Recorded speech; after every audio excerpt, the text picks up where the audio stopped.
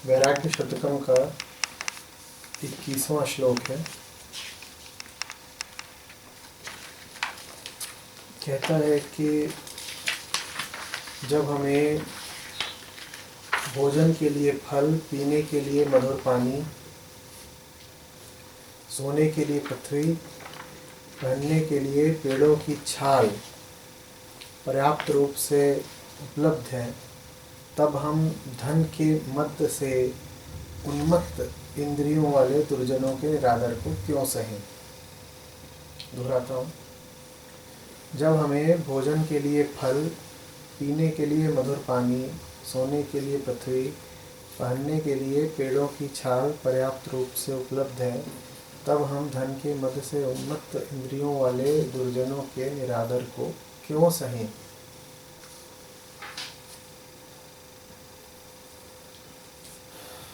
तो इसको आधार करके रघु का प्रश्न आया है। कहते हैं, आचार्य जी प्रणाम, मैं नया जुड़ा हूँ आपसे, कुछ ही महीने हुए हैं आपसे YouTube के माध्यम से जुड़े हुए। वैराग्य शतकम का 21वां श्लोक मुझे सता रहा है, मेरे वजूद पे सवाल उठा रहा है। मैं कॉरपोरेट में काम कर रहा हूँ 3 साल से, आप समझ ही गए होंगे। मैं पापियों के लिए काम कर रहा हूँ, क्या करूँ, छोड़ दूँ? रघु ने पूछा।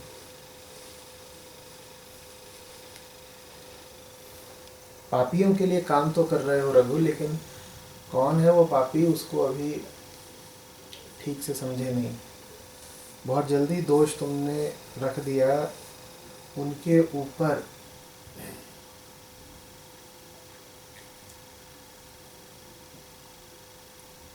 जो तुम्हारे साथ काम करते हैं या जिन्होंने तुम्हें नौकरी दी है।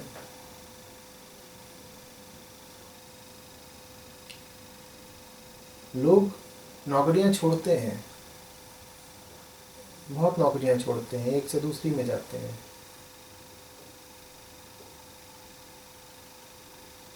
नौकरी देने वाला पापी होता अगर, मालिक में पाप होता अगर, तो नौकरी छोड़ देने से पाप हट जाना चाहिए था। क्योंकि लोग नौकरियां तो खूब छोड़ते हैं।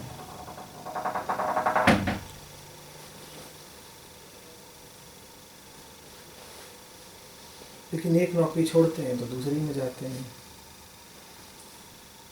क्योंकि पाप मालिक में नहीं है, नौकर में है। पापियों के लिए काम तुम निश्चित कर रहे हो, वो पापी तुम स्वयं हो, वो पापी तुम्हारी वासना और वृत्ति है। भीतर बैठी है वासना, भीतर बैठा है डर, वो तुमको ले जाता है तमाम दुकानों पर, तमाम मालिकों की चौखट पर। जब तक भीतर पापी तुम्हारे बैठा रहेगा, तब तक नौकरियां छोड़ने से कुछ नहीं होगा। एक नौकरी छोड़ोगे तो दूसरी कर लोगे। हो सकता है कि दूसरी नौकरी का आकार प्रकार बहुत भिन्न हो सकता है दूसरी नौकरी को तुम नौकरी का नाम भी ना दो। हो सकता है तुम सारी पारंपरिक नौकरियां छोड़ करके घर पे बैठ जाओ, लेकिन फिर भी तुम किसी न किसी की गुलामी जरूर कर रहे होगे। कोई ना कोई तुम्हारा मालिक जरूर बना होगा, क्योंकि भीतर जो वृत्ति है वो कहती ही यही है कि तुम बड़े छोटे हो, तुम किसी को मालिक बनाओ। भीतर जो हीनता बैठी हुई है वो आश्रय मांगती है, सहारा मांगती है। उसे अपने पर भरोसा नहीं, वो किसी न किसी के दरवाजे जाके जरूर नाक रगड़ेगी।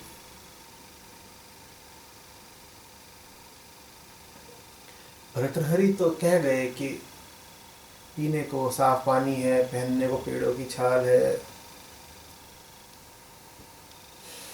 खुले आसमान के नीचे सो जाओ, जो मिले खा लो पी लो, तुम्हें ये स्वीकार कहाँ है? तुम तो कहते हो कि अगर ये सब हो गया तो जीवन व्यर्थ हो जाएगा। और भर्तृहरि की बातों को शाब्दिक तौर पर मत लो। अगर वो कह रहे हैं पेड़ों की छाल पहनो और पीने के लिए मधुर पानी हो, भोजन के लिए फल हो, सोने के लिए पृथ्वी हो, तो इसका आशय है कि कम से कम में गुजारा। और कम से कम में ये ना समझ लेना कि जैसे मन को मारा जा रहा है। कम से कम से आशय है ठीक उतना ही जितना तुम्हें वास्तव में चाहिए। तो कम से कम जब कहा जा रहा है तो वो कुछ कम नहीं है, वो ठीक उतना ही है जितना तुम्हें वास्तव में चाहिए। पर भीतर तुम्हारे कोई बैठा है जिसे कुछ पता नहीं कि उसे वास्तव में कितना चाहिए। वो बड़ा भूखा है, और ऐसा भूखा है कि उसे अपनी भूख का भी कुछ पता नहीं। भूख का भी उसे सिर्फ एक धुंधला सा एहसास है, जैसे उसको रटा दिया गया हो कि तुझे भूखा होना चाहिए। अपनी भूख से भी वो वास्तव में संपर्क में नहीं है। अजीब भूखा जीव है वो जो भीतर बैठा है, लेकिन अपनी भूख में उसका विश्वास गहन है। और जो अपने आप को भूखा मानेगा वो फिर हर उस शख्स के सामने मत्था टेकेगा जो उसकी भूख किसी भी तरीके से भर सकता हो।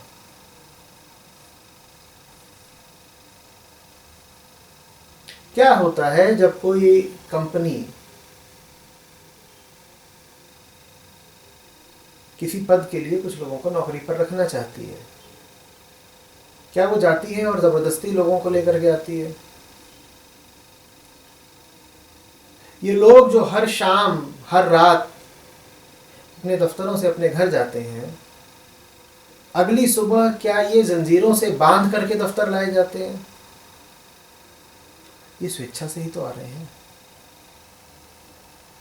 स्वेच्छा से ही ये गए थे नौकरी मांगने। इन्होंने देखा कि विज्ञापन है, इन्होंने देखा कि जगह खाली है, और ये खुद पहुंच गए शर्ट पैंट टाई पहन करके कि हमें नौकरी दे दो। तुम मालिक को क्यों पापी बोल रहे हो?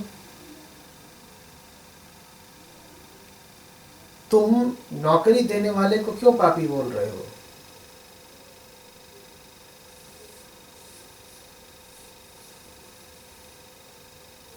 उसने तुम्हें रस्सी से नहीं बांधा, वो तुमसे बेगार नहीं करवा रहा है, और रोज सुबह वो तुम्हें तमंचे के बल पर काम पर नहीं ला रहा। तुम्हारी भूख, तुम्हारी लिप्सा, तुम्हारा डर, तुम्हारा लालच तुम्हें खींच करके लाता है। असली पापी वो है।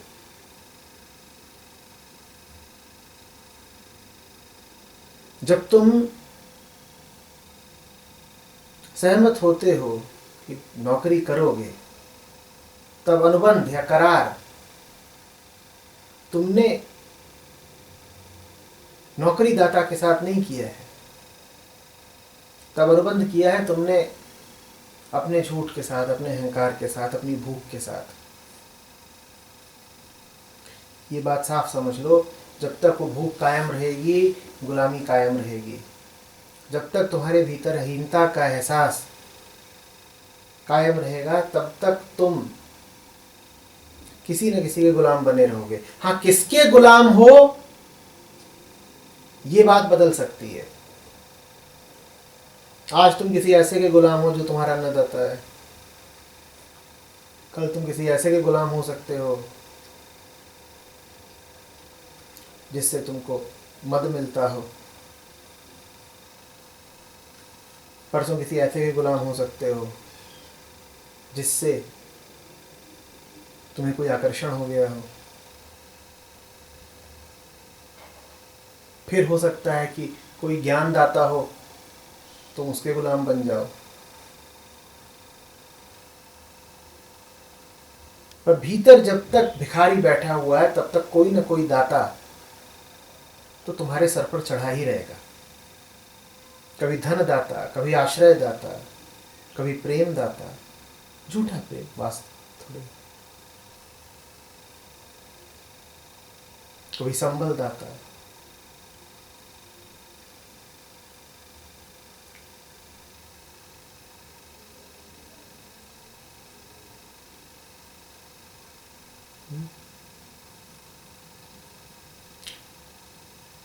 नौकरी को मत छोड़ो, उसको छोड़ो जो नौकरी की तरफ भागा था।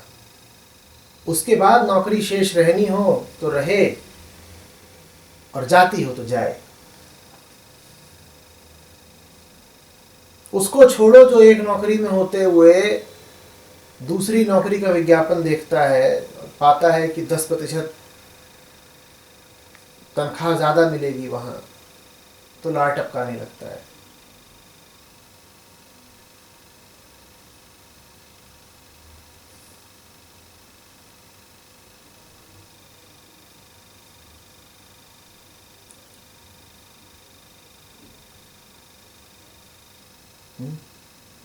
जब तुम किसी नौकरी में घुसते हो तो बड़ा सीमित प्रयोजन होता है तुम्हारा कि तुम्हारे हितों की, झूठे हितों की पूर्ति होती रहे।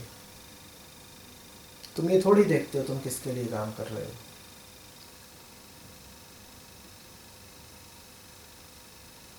तुम्हें थोड़ी देखते हो कि तुम जिसके लिए दिन रात एक कर रहे हो, खून पसीना एक कर रहे हो, वो कौन है और वो तुम्हारे श्रम का और तुम्हारे द्वारा उत्पादित पैसे का क्या कर रहा है। तुमने कभी जानना चाहा कि जो महानुभाव तुम्हारी कंपनी के ऊंचे से ऊंचे शिखरों पर बैठे हैं, बोर्ड में हैं, शेयर होल्डर इत्यादि हैं, वो कौन है? तुम उन्हीं के लिए तो काम कर रहे हो ना। तुमने कहा कॉर्पोरेट में काम कर रहे हो। कॉर्पोरेट का प्रथम सिद्धांत है कि कंपनी का वजूद होता है शेयर होल्डर के लिए।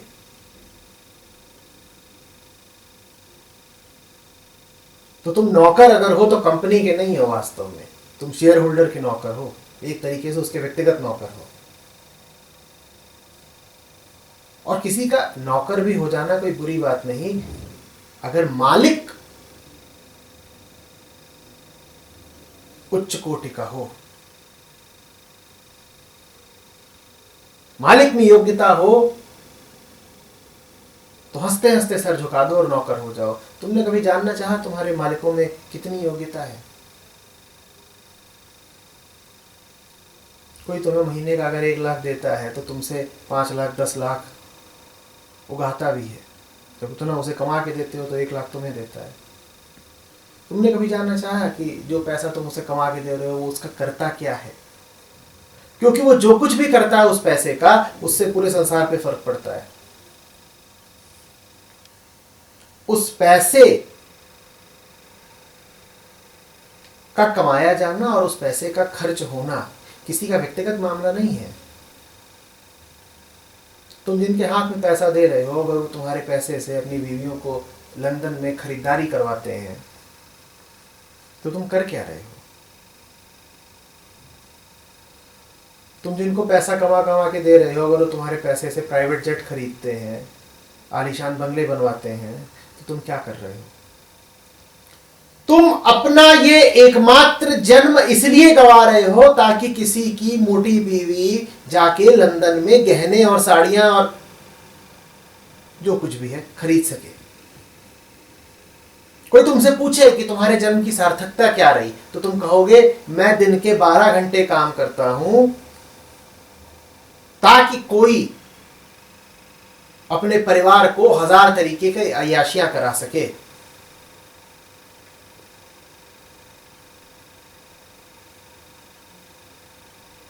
तुम्हें लाज नहीं आती? तुम इसलिए पैदा हुए थे किसी मोटे पूंजीपति की मोटी बीवी को शॉर्ट स्कर्ट पहनाने के लिए जन्म हुआ था तुम्हारा? जितनी भद्दी वो दिखती है उस शॉर्ट स्कर्ट में, उतना भद्दा तुम्हारा जीवन है।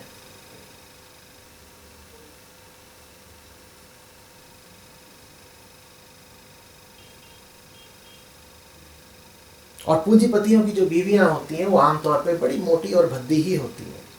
हाँ, बीवियों के अलावा उनकी जो अन्य सहेलियां होती हैं वो जरूर छहरदी और आकर्षक होती हैं।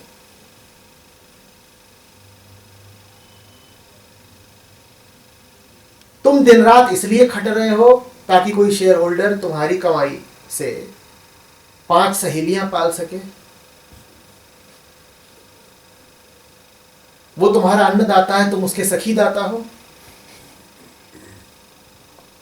मैं कमा कमा के दूंगा ताकि तू रंगरेलियां मना सके।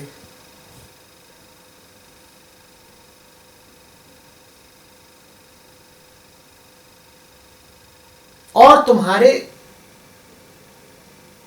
द्वारा किए गए श्रम से बहुत अनर्थ हो रहा है, वैश्विक तल पर अनर्थ हो रहा है। आज दुनिया के सामने 1000 तरह के संकट हैं। संकटों में संकट है ये जो दुनिया का तापमान बढ़ रहा है। ये तापमान कौन बढ़ा रहे हैं? क्या गरीब लोग बढ़ा रहे हैं? ये तापमान बढ़ाने वाले दुनिया के 1% लोग हैं।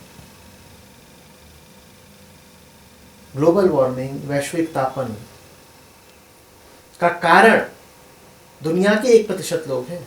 95% जो कार्बन उत्सर्जित हो रहा है वो दुनिया के 1% लोगों द्वारा हो रहा है।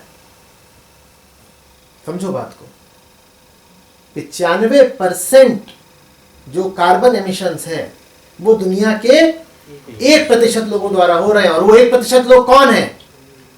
वो वही हैं जिनके लिए तुम अपनी जवानी बर्बाद कर रहे हो रघु। और वो तुम्हारे ग्रह को नर्क बना रहे हैं, ग्रह को भी और ग्रह को भी, पृथ्वी को भी और तुम्हारे घर को भी।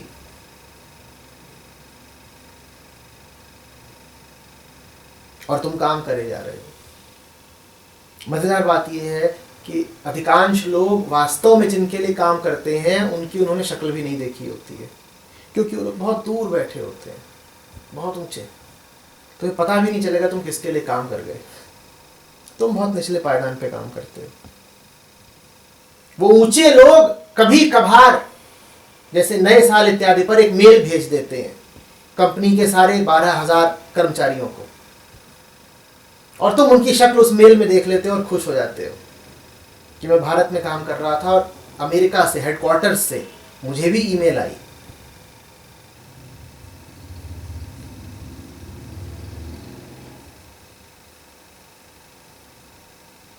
या कि जब कोई बहुत बड़ा ले ऑफ होना होता है, जब बहुत सारे कर्मचारियों की छटनी होनी होती है, तब आती है एक ईमेल जो बताती है कि देखो हम कितने संकट के दौर से गुजर रहे हो। संकट का दौर क्या है? संकट का दौर यह है कि पूरा एक देश खरीदना था अमेरिका में बैठे उस धन पशु को, वो खरीद नहीं पाया। बीवी कह रही थी पूरा एक शहर खरीद के दो, वो खरीद नहीं पाया। बड़ा संकट आ गया है।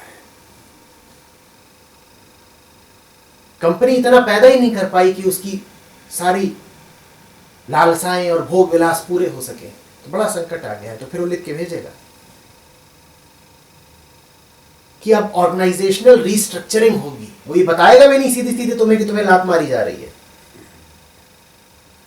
वो बड़े चिकने चुपड़े और संयमित शब्दों में तुम्हारा काम तमाम कर देगा।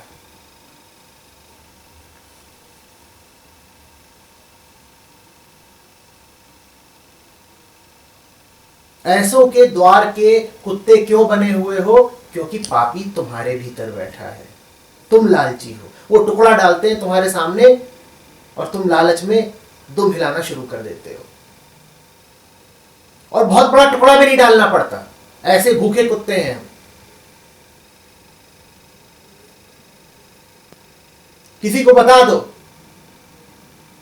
कि 8% इजाफा हो गया है उसकी तनख्वाह में, वो नाचना शुरू कर देता है। किसी को 5% बोनस दे दो, वो पगला जाता है।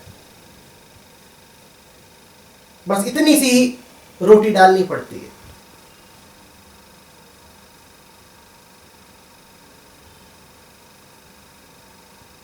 लालच ना होता अगर आम आदमी में, तो उसका शोषण क्यों होता? और इस सिद्धांत को दिल से लगा लो, कभी भी पाओ कि तुम्हारा शोषण हो रहा है तो उसकी वजह सिर्फ और सिर्फ लालच और डर होंगे। जिस कुत्ते की हम बात कर रहे हैं, उस कुत्ते के गले में जो पट्टा है उसका नाम है लालच। नहीं तो कुत्ता भी आजाद रहने के लिए ही पैदा होता है।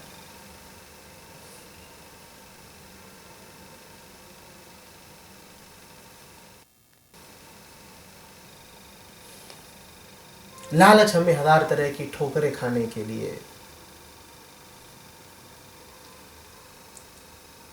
बेगैरत होने के लिए, निर्लज्ज होने के लिए मजबूर कर देता है। वो लालच कुछ भी हो सकता है।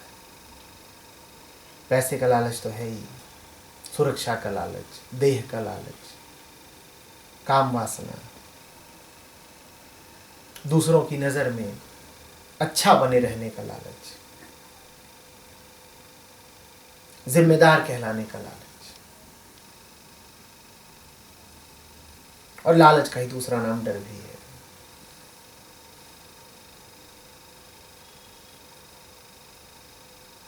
एक से एक लोग होते हैं, पूछो क्यों फंसे हुए हो, क्या कर रहे हो? कहेंगे जिम्मेदारियां पूरी कर रहे हैं।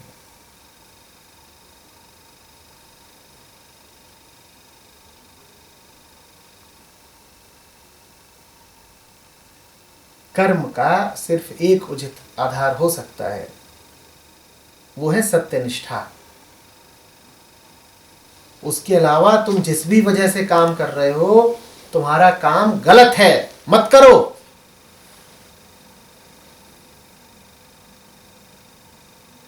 ऊंचे ऊंचे शब्दों के पीछे मत छुपो, मत कहो कि मैं जिम्मेदारी पूरी करने के लिए काम करता हूं, कि प्रेम के लिए काम करता हूं।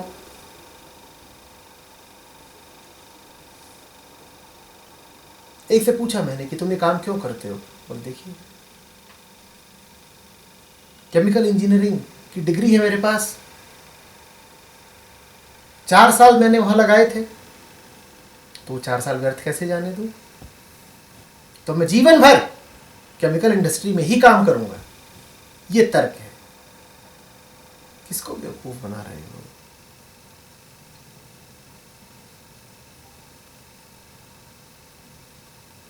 तुम कह रहे हो दूसरी भूल इसलिए करनी है क्योंकि पहली कर दी। तुम कह रहे हो एक झूठ जिया है तो अब उसके कारण 100 और झूठ जीने हैं।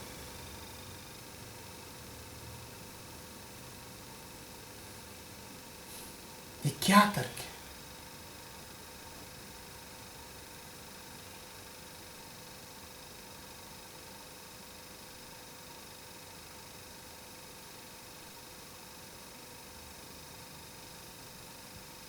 एक आया मेरे पास दुखी, मैंने पूछा क्या है?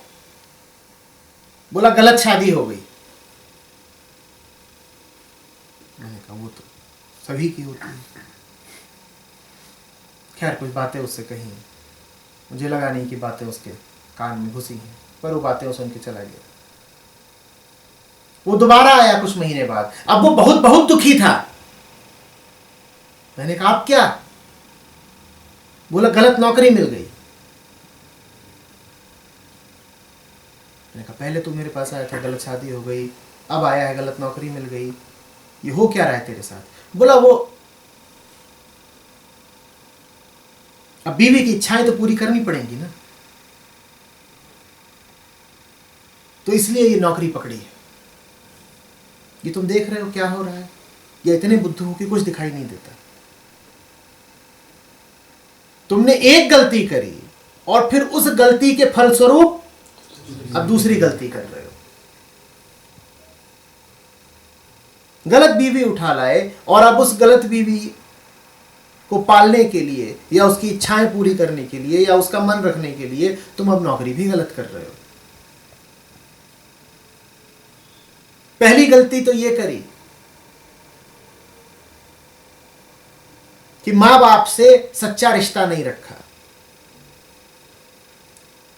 वो झूठ की पट्टी पढ़ाते गए और तुम पढ़ते गए। और अब दूसरी गलती ये करो कि उनके कहे अनुसार जीवन भी बिता लो कि देखिए उनकी इच्छा है कि फलानी तरह की नौकरी करूं तो मुझे करनी ही पड़ेगी। तुम्हारे संबंध यदि स्वस्थ होते, मां बाप से तुम्हारे रिश्ते यदि सहज और प्रेमपूर्ण होते, उन संबंधों का आधार अगर सच्चाई होती, तो वो कभी ये दुराग्रह नहीं करते कि तुम घटिया और जलील नौकरियों में उतरो पैसे के लिए। पहली भूल तो ये थी कि वो संबंध ही सदा से कुत्सित थे, और अब उस भूल को ठीक करने की जगह तुम उसी भूल को आधार बना के दूसरी भूल करते हो, फिर तीसरी, फिर चौथी।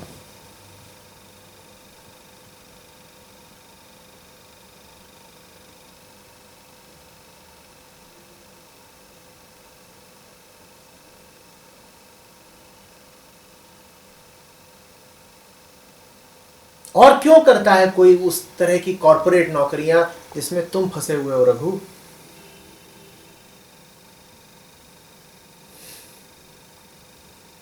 एक महीने तनख्वाह ना मिले, कौन रुकेगा वहां? लालच के मारे ही तो सब करते हैं कि प्रेम है किसी को उस दफ्तर से।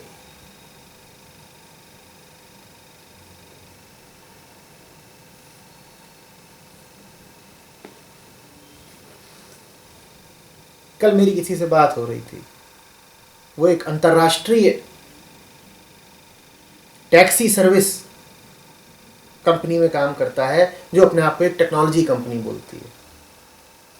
हम सब जानते ही हैं, हम सब उनके ग्राहक हैं। तो मैंने पूछा तुम क्या करते हो? बोला डेटा एनालिसिस। मैंने कहा डेटा क्या एनालाइज करते हो? बोला यही कि पैसेंजर कहां चढ़ा कहां उतरा और उससे संबंधित 50 बातें। मैंने कहा अच्छा एक बात बताओ, कोई इसलिए चढ़ा हो कि उसे कहीं उतर के किसी की हत्या करनी है, इससे तुम्हारी कंपनी को अंतर पड़ता है? वो जो पूरा डेटा टेबल है उसमें कोई कॉलम ऐसा है जिसमें यह फील्ड भी रिकॉर्ड होता हो कि जो मेरी गाड़ी में बैठा उसका मन और मंतव्य क्या थे? कोई तुम्हारी गाड़ी पे चढ़े, मंजिल पर पहुंचे, जितना भाड़ा था पूरा दे दे और उतर जाए, तुम्हारी कंपनी खुश रहेगी कि नहीं रहेगी? बिल्कुल खुश रहेगी, क्योंकि भाड़ा पूरा दिया। मैंने कहा बिल्कुल ठीक बात। और कोई तुम्हारी गाड़ी पर चढ़े और सत्संग के लिए जा रहा हो और 200 रुपया भाड़ा आए और 150 दे, तो तुम्हारी कंपनी बिदकेगी ना? बोला हाँ बिल्कुल बिदकेगी। मैंने कहा बताओ तुम कहां काम कर रहे हो? तुम्हारी कंपनी को इससे बिल्कुल प्रयोजन नहीं कि जो बैठ रहा है वो कौन है, जो यात्रा हो रही है वो हो क्यों रही है, किस दिशा हो रही है। तुम्हारी कंपनी को बस ये प्रयोजन है कि जो बैठा उसकी जेब जरा हल्की कर दी जाए।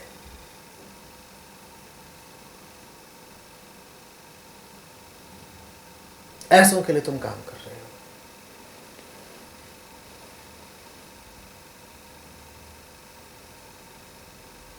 एक जिंदगी है, बार बार दोहराता हूं, क्यों व्यर्थ बिता रहे हो?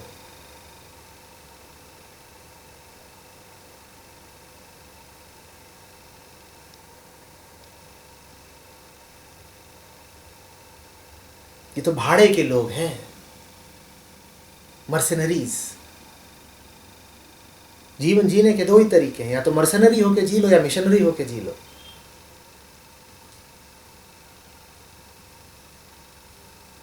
तुम क्यों भाड़े के टट्टू बने हुए हो? गुलामी करनी है तो सत्य की करो।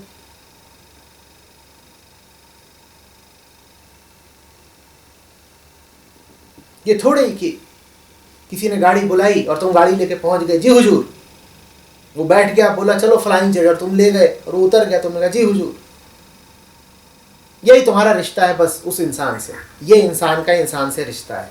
तू मुझे बता तुझे कहाँ जाना, मैं तुझे छोड़ दूंगा। मैं जानना भी नहीं चाहूंगा कि तू सही जगह जा भी रहा है या नहीं। ये क्रूरता नहीं है क्या? ये हिंसा नहीं है क्या? कोई जाता हो आत्महत्या करने और बैठे तुम्हारी गाड़ी पर, तुम बस ये पूछोगे कि तू मुझे पूरे पैसे देगा या नहीं देगा उतर के।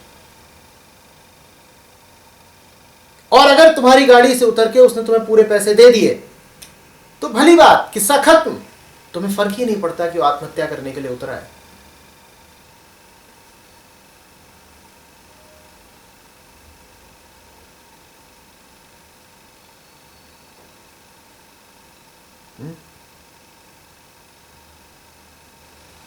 कुछ लड़के मिलने आए, मैंने पूछा क्या करते हो? बोले सॉफ्टवेयर इंडस्ट्री में। ठीक है, अच्छी बात। मुझे कर क्या रहे हो? बोले फलाने प्रोजेक्ट में काम कर रहे हैं।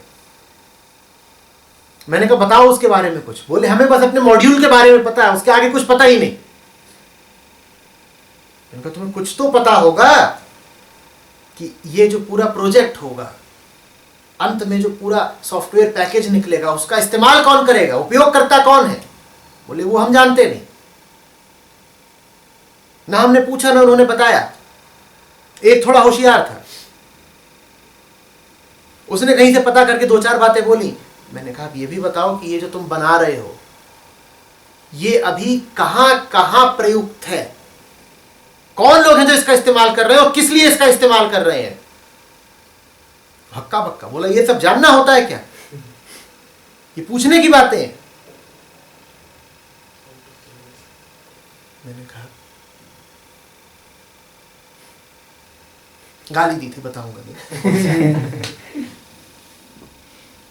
तुझे ये नहीं पता कि तू जो कर रहा है उसका इस दुनिया पर असर क्या पड़ेगा?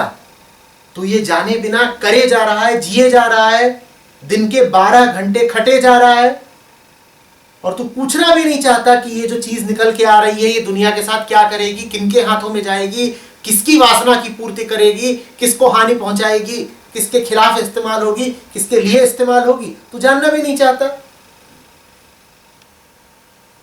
तेरी कोई वृहद चेतना है कि नहीं, कोई वाइडर कॉन्शियसनेस?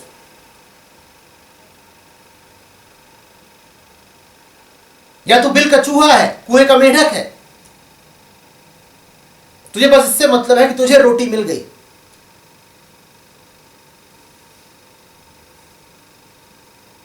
जैसे हिटलर के कारखानों में काम करने वाले मजदूर, हिटलर के गैस चेंबर थे, उनमें भी तो कर्मचारी नियुक्त होंगे ना। उनसे पूछो तुम क्या करते हो, पूछा गया उनसे। युद्ध खत्म होने के बाद उनमें से तमाम लोगों को पकड़ा गया, बड़े शोध किए गए, इंटरव्यू इत्यादि हैं। तुमसे पूछा गया तुम क्या करते थे? बोले हम अपना काम करते थे, कर्तव्य निभाते थे, ड्यूटी दी गई थी पूरी करते थे, हमें और क्या मतलब। हमसे कहा गया था कि तुम गिनो आज कितने मरे, हम लिख देते थे आज इतने मरे, हमने थोड़ी मारा। ये तुम्हारा हाल है। और याद रखना तुम में से हर एक हिटलर के गैस चेंबरों के कर्मचारियों की तरह ही है। तुम जो कर रहे हो उससे मौतें हो रही हैं, वो मौतें बस तुम्हें दिखती नहीं है। ठीक वैसे जैसे जब पैकेज्ड मांस आता है तो उस मांस के पीछे की मौत दिखाई नहीं देती है। तुम बस जाते हो सुपरमार्केट में और पैकेज्ड मीट खरीद लाते हो, उसके पीछे जो खून है और हत्या है और कष्ट है और पीड़ा है वो दिखाई नहीं देता। नहीं दिखाई देता कि एक जीव के प्राण कैसे तड़पे होंगे जब उसकी जान ली गई होगी, वो पैकेज्ड मीट में कहीं दिखाई नहीं देता। ठीक उसी तरह तुम काम कर रहे हो, तुम्हारे उत्पाद सब पैकेज्ड मीट है, तुम सब गैस चेंबर के कर्मचारी हो। तुम्हें पता भी नहीं है कि तुम्हारे करे के कारण कितने लोग कितना कष्ट पा रहे हैं। ऐसे ही थोड़ी है कि ये धरती आज मिटने की कगार पे आ गई है, अकारण नहीं हुआ है। ये तुम जैसे लोगों की सौगात है।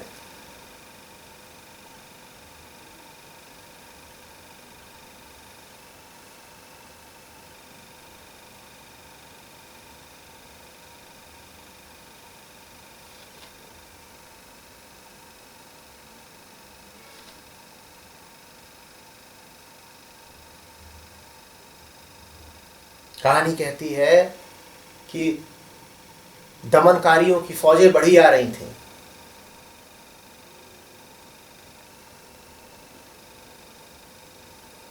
गंगा यमुना दोआबा रौंदे जा रही थी और उत्तर भारत में तब भी जनसंख्या बड़ी और घनी थी। किसानों ने आमतौर पर कोई विद्रोह ही नहीं किया।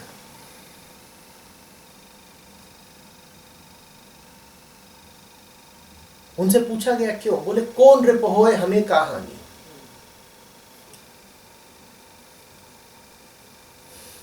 हमें तो कर देना है, टैक्स, लगान, इसको दे चाहे उसको दे। आज ये शोषण करता है हमारा, कल वो शोषण करेगा। आज इसके सिपाही आकर के फसलें लूट ले जाते हैं, कर उठा ले जाते हैं, लगान उगा लेते हैं, कल उसके सिपाही आके उगा लेंगे। हमें कर क्या फर्क पड़ता है? वो हालत है तुम्हारी। तुम कहते हो कि हम तो पैदा ही हुए हैं पिटने के लिए, बलात्कृत होने के लिए, लूटने के लिए। कोई लूटे में फर्क क्या पड़ता है? तुम हार मान चुके हो, तुम बड़ी हीनता से ग्रस्त हो। तुमने घुटने टेक दिए हैं, तुम्हारी जवानी झड़ गई है। तुम सब 25-25 साल के, 30-30 साल के बुढ़े हो। तुम्हारे भीतर कोई शोला, कोई अंगारा नहीं है।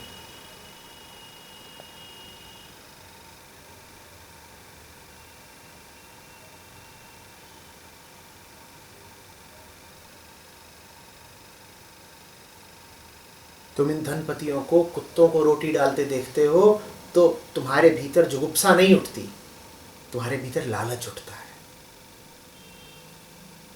ये कितनी खौफनाक बात है। तुम इस पूरे खेल को देखते हो तो तुम्हारे भीतर घृणा नहीं उठती, तुम्हारे भीतर लालच उठता है। तुम कहते हो सब कुत्तों को रोटी मिल गई, हम ही क्यों रह गए। तुम जाकर के उन कुत्तों में अलख नहीं जगाते, लौ नहीं लगाते, शंखनाद नहीं करते। तुम जाके कुत्तों की कतार में पीछे खड़े हो जाते। हमें भी तो मिले रोटी, हम ही क्यों वंचित रह जाए।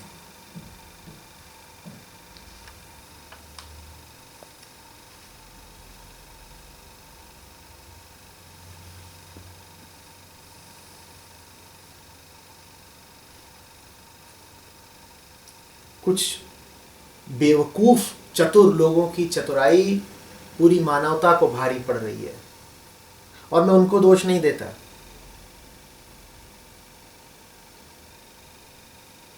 उनकी तो तारीफ की जानी चाहिए कि वो मुट्ठी भर हैं और उन्होंने 8 अरब लोगों की इस पृथ्वी को शिकंजे में कसा हुआ है।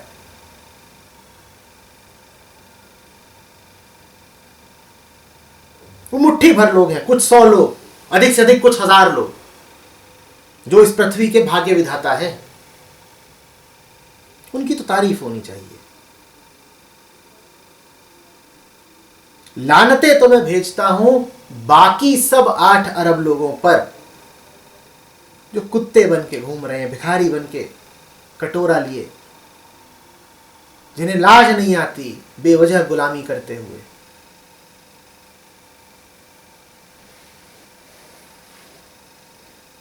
भूख बड़ी बात है, पर बेवजह भूख, और कितनी बड़ी भूख, कितना बड़ा पेट है तुम्हारा जो भरता ही नहीं। तुमने उसमें फर्नीचर डाल दिया, मकान डाल दिया, गाड़ी डाल दी, बीवी डाल दी, ज्ञान डाल दिया।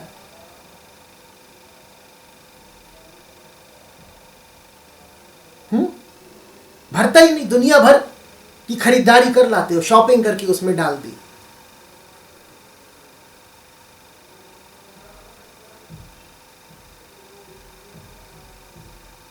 घर भर का सामान उसमें डाल दिया, एक मोटी सास उसमें डाल दी, और पेट भरता ही नहीं। जो कुछ भोगा जा सकता था तुमने सब भोग लिया, पेट भरता ही नहीं। जो भोग रहे उसे अपच और हो रहा है, दस्त लगे हुए हैं और ठूसे जा रहे हो।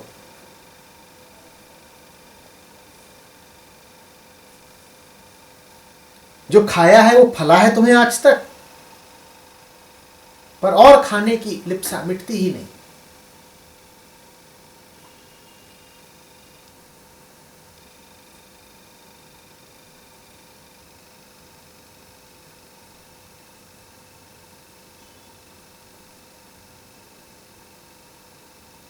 तुमको एक छोटी सी बात समझ में नहीं आती कि सच्चाई के अलावा जीने का कोई आधार नहीं हो सकता,